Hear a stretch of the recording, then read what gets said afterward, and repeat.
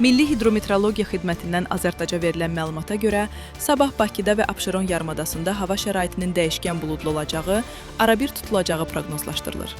Gecə və səhər bəzi yerlərdə zəif duman, çiskin olacağı, axşam isə yağış yağacağı ehtimalı var. Mülayim cənub-şərq küləyi əsəcək. Havanın temperaturu gecə 1-dən 3-ə qədər, gündüz 6-dan 9-a qədər dərəcə isti olacaq. Atmosfer təzyiqi 767 mm civə sütunundan 764 mm civə sütununa enəcək. Nisbi rütubət 75%-dən 85%-ə qədər təşkil edəcək. Azərbaycanın rayonlarında havanın əsasən yağmursuz keçəcəyi gözlənilir. Bəzi yerlərdə arabir duman olacaq. Qərb küləyi əsəcək.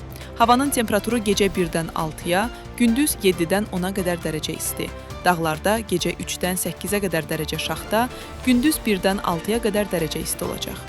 Gecə və səhər bəzi dağlıq rayonlarda yolların buz bağlayacağı ehtimalı var.